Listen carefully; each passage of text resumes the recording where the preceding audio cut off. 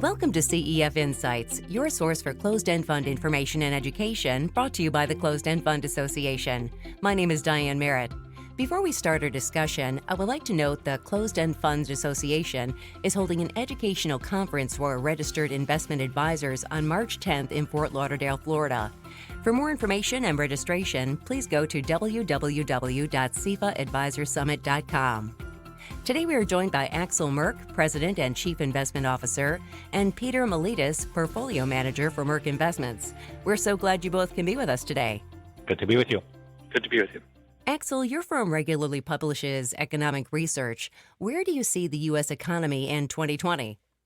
Had you asked me this question before the outbreak of the coronavirus, I would have said that I'm more optimistic than many, that we seem to see a global turnaround on the production side, and importantly, that there is a risk that's completely underpriced in the market of a hot economy, meaning that unemployment is record low.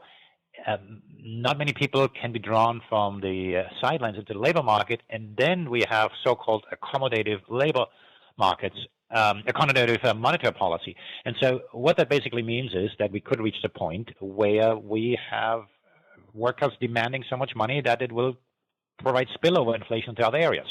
Now, we have this virus and all bets are off. We don't know exactly how this is going to play out.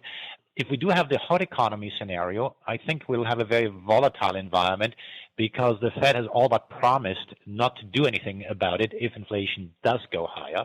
And then conversely, of course, if we do have a global slowdown because of this virus, question of whether a short-term shock, which is the more likely scenario. But in any case, it's going to stay interesting. And one of the things investors do when it's interesting, they look for diversification. You have an investment focus on gold, precious metals, and minerals. What is your outlook for this sector, given your thoughts on the broader U.S. economy? Well, what we have seen, as I alluded to, people look for diversification. And when, quote-unquote, everything has gone up, gold is one of the areas that people like to use because historically it's had a near zero correlation to the S&P. Indeed, in every bear market since the early 70s, with the exception of when Paul Volcker in the early 80s raised real interest rates very high, gold did very well in a bear market. And so that's on the gold side. On the gold mining side, in this cycle, companies finally appear to have the costs under control. In the last cycle, all the stakeholders, be that governments, employees, and then there were high commodity prices, kind of didn't create that sort of leverage you might want to see in the gold mining side, and so people were rather disappointed. And many of those investors are still on the sidelines, and so we think it's quite early in this cycle, and people will trickle in over time. And so it's a very volatile space, but it is a space that I believe investors will increasingly look at as they look for ways to diversify. Thanks, Axel. Now, Peter, can you discuss the key characteristics of companies in the precious metals and minerals sector, as well as the benefits and risks they present to investors? Yeah, I'm leveraging off of 15 years of looking at the natural resource sector, and specifically the last 8 to 9 years at Franklin Templeton as a gold equity analyst. Spent a lot of time traveling to sites throughout the world and visited over 30 countries during that period. What we're looking for at Merk is companies that have solid growth profiles with cost containment, assets that are of high quality, and companies that have strong management teams. So, I've met with all these companies over the years, and so my relationships are going back a long time, and I get comfortable with the groups that I believe do a good job of managing their businesses. As Axel alluded, the mining companies over the last 5 to 6 years have really done a good job of bringing in the debt levels, so the balance sheets are in a good position, as well as managing the cost structure. And they've gotten to a point where the companies have really done a good job of fine-tuning the costs associated with producing an ounce of gold. Over that period, so with this increase in gold over the last couple of years, we're seeing a lot of the dollars drop to the bottom line, and these companies are continuing to maintain their balance sheets as well as paying off the debt and getting a good job of being prepared for future investments in the sector. Peter, Merk Investments is an active investment manager. In the precious metals sector, what advantages do you see for an active manager with respect to managing risk and adding to performance? Again, at Merck, we're of the opinion that the active manager has a chance to outperform the indices. In the past couple of years, there's been a strong reliance on the indices for investment, and they've gotten a little out of whack where they're heavily weighted towards some of the largest producers who have an inordinate size in the indices, such as the GDX and the GDXJ, as well as the FTSE Gold Index. It is our opinion that as those companies have matured, companies like Barrick and Newmont, which are great companies and have really done a good job of managing in this space, the companies farther down in the market cap, in the mid-cap, smaller cap range, that have better growth profiles, cost structure still improving, and have the flexibility to improve their growth profile through acquisition. So we believe that these companies have a better chance of outperforming in an up gold table. Yeah, if I can just add to that, this is Axel. So first of all, we're not giving a specific recommendation on the companies we mentioned here, but as we alluded to, all this emphasis on cost, well, what is meant for the large companies is that they have underinvested. And so the index investor will get a bigger chunk of those firms that have underinvested, where we position the portfolio, to an extent anyway, more towards the companies that might be the acquisition targets to remedy that underinvestment. Axel, in 2019, your firm took on the management of a traditional closed-end fund, ASA Gold and Precious Metals, symbol ASA. The fund was previously internally managed, and Merk Investments was hired as the external manager for the fund. When we last spoke in May 2019, you mentioned your expectation that this change would have some positive impact on the corporate governance of the fund. Have these changes all been fully implemented, and what is the benefit for these investors?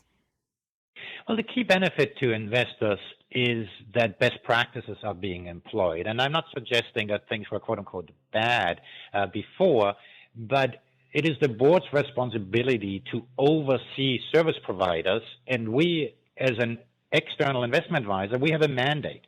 And it's the board's responsibility, obviously, to oversee us, and if they don't like us, to do something about that and potentially switch. But it goes far beyond that. It goes also with different types of service providers to do all their limited things. And everybody has really stepped up to the plate. And so we have, I believe, turned the ship around on those items and can leverage on that. It frees everybody up, notably the board as well, to not to have to micromanage things. When you have an internal management and things don't go exactly the way you want to, it creates the risk that there is tension that ultimately doesn't benefit anybody. And so, yes, we believe that we now have the things in place. And just to tell a few things that we do with that newfound, so to speak, clearance and is we can take new initiatives. We don't have to scramble to take the old things off. So one of the things we do, for example, we publish our holdings on a monthly basis now in our fact sheet on the website. And so it's those little things that we can do because we don't have to kind of run after the little things that kept everybody busy, but we can focus on more important things that might actually ultimately add value to investors. Now, Axel, from an investment perspective, how does your investment philosophy differ from the way ASA was previously managed? I would think that two key differences. One is that the previous portfolio was rather defensive. Now, to an extent, that may have been because for much of the period, the market was not a favorable market for gold mining companies. And so Peter has really turned that around and made the portfolio far more assertive. The other side of that is that Peter is willing and able to be more proactive. And rather than in this industry, mistakes will happen. And so the question is, do you wait 7 years, 10 years until you make a decision, or do you assess it and then make a decision right away? And so we at Merck, I believe, have a very good dialogue, and Peter has been very effective and assertive to drive this fund, and you see it in the result.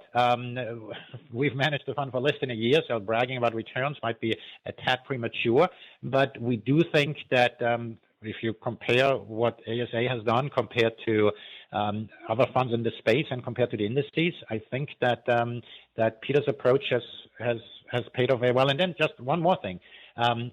what Peter does much more so than the previous management, and also different from some other managers in the space, is we help support the growth of the small mining companies quite actively. So we are quite willing and able to participate when these junior companies are raising money.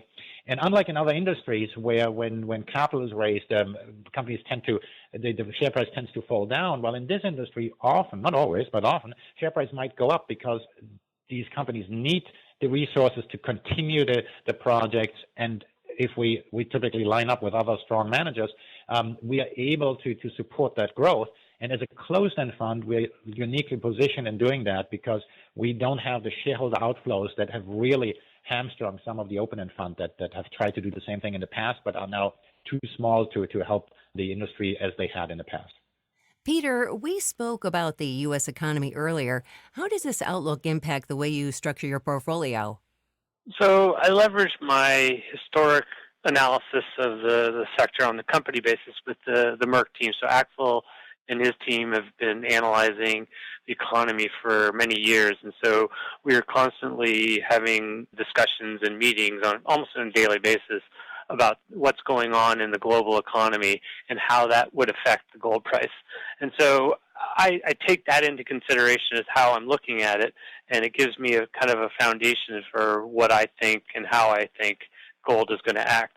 And with that, I invest in companies that I believe are going to be able to take advantage of a stronger gold price.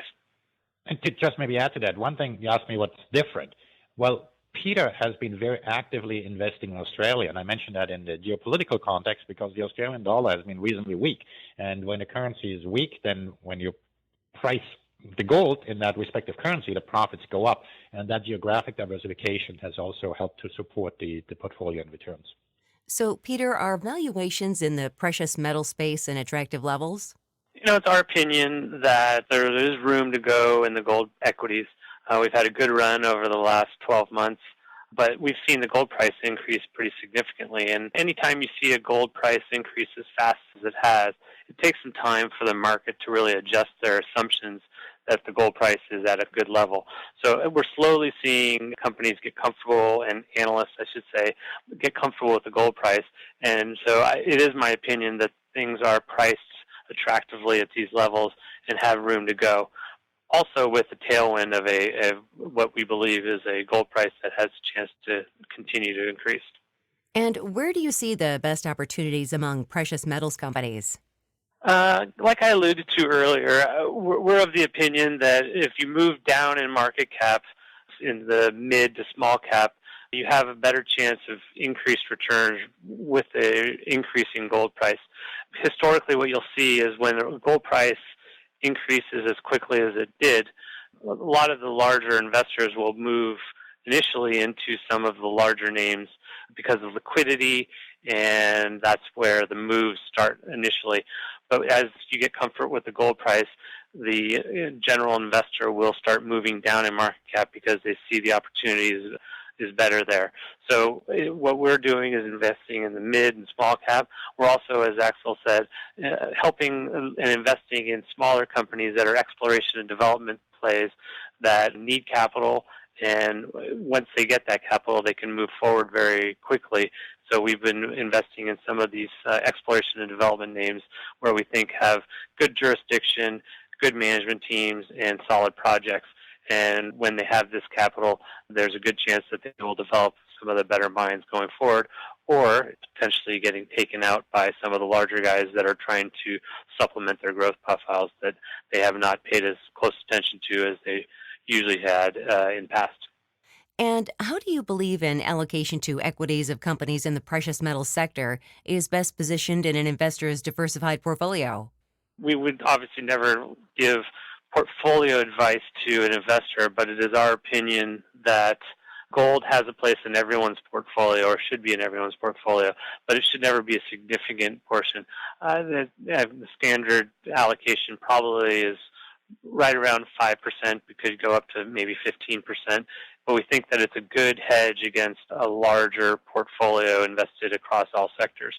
So we would never want someone to have a large portion of their portfolio solely invested in the gold equities, but we believe that an investment in ASA could be a smaller portion of the portfolio and give better leverage on an increase in gold price.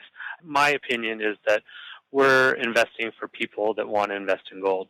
So if your comfort level with gold is good, we believe that the ASA portfolio has a chance to outperform some of the other investment indices and funds because of the portfolio allocation that we have adhered to. One of the ways you can think about the allocation to gold is about the risks you can afford to take. And so if you can't afford to lose money, then you probably want to stay away from the gold space. What we see in practice in the current environment, people want to have their quote-unquote cake and eat it, meaning the equity markets have been moving higher and higher, and people want to diversify, but they don't want to diversify by going to cash. And it's one of the reasons why they choose gold, and notably gold mining, because gold mining is so volatile that by adding only a very small portion to a portfolio, you get a substantial amount of diversification. But that's not an investment recommendation, it's just an observation that that's how many investors are using gold mining these days. Axel and Peter, thank you so much for taking the time to join us today. My pleasure. Thanks for having us. And we want to thank you for tuning into another CEF Insights podcast. For more educational content, please visit our website at www.cefa.com.